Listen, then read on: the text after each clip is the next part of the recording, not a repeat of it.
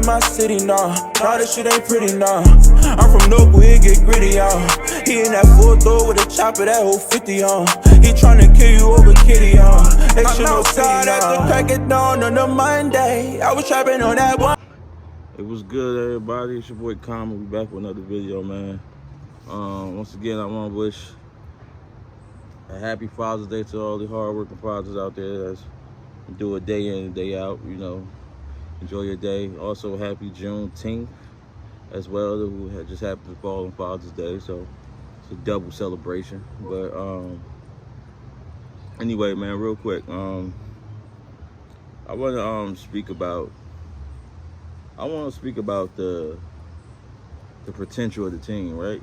Like, me as a Cowboys fan, right? It's like, for some reason, it feels like when the expectations is damped, these are the years that we over-exceed expectations. And for me, it's not even that the expectations is damped. Like, do I feel like we the favorite to win the Super Bowl? No, I don't. Do I feel like, as of right now, we're a better team than the Rams? No, I don't. But what I do feel is, I do feel like we can we beat the Rams any given Sunday? Can we play with the Rams? Yes, I do. But the same way last year. Can we play with the Bucks? Yes, we can. Like, that's all you ask for. And the potential of the team is crazy, because I feel like James Washington is very slept on. Now, all of a sudden, even though he was a highly talented coming out the draft, CeeDee Lamb is slept on. Michael Gallup is somehow slept on because he, you know what I mean, coming up from injury. Jalen Tolbert ain't gonna be no good, and Tyler Smith was a reach, and they don't see nothing coming out of there. The offensive lines had tons of questions and things like that, but from the talking heads, right? But I feel like, in my opinion, sometimes when you go into depth and you look at football in a whole, right? Look at it from a football standpoint. Let's not look at a popularity contest, right? Yes, our defensive line played good last year. Yes, we had our flaws sometimes when it came to the running game. But if you paid attention to that, in my opinion, the injuries just started to catch up with us. I feel like we overachieved. We overachieved to a certain point, but the injuries, but after a while, as they started to pile up, they started to catch up to us. Like, I feel like Brent Urban was a huge loss, and when we lost him for the year last year, that was a huge loss in the run game. You know what I'm saying? Like, he was an anchor in the run game. So now you got these second-year players like Bohanna, who's a certified nose tackle. We just drafted Ridgeway.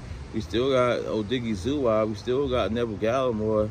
Like, we still even got Tristan Hill. We got these core tandem of guys that could produce, and these are our interior guys that can make our defensive line stout, in my opinion.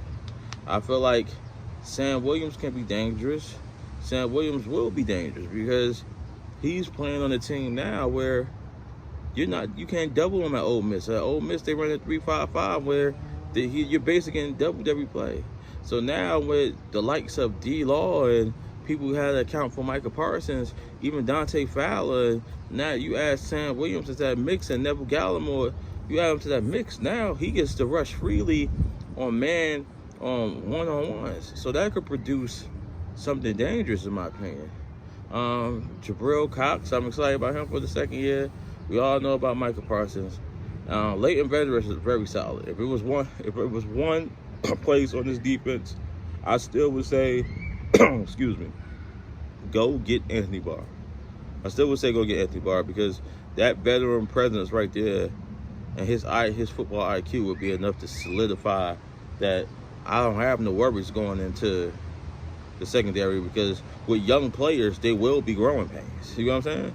It's not going to be a perfect season, and that's for every team, by any stretch of imagination. I would love to see Kelvin Joseph see if he can take that spot for Anthony Brown. if you watch my channel, everybody know I'm not a fan of Anthony Brown, but I give respect this dude. He had a good season last year. He earned that. He took that. You know what I'm saying?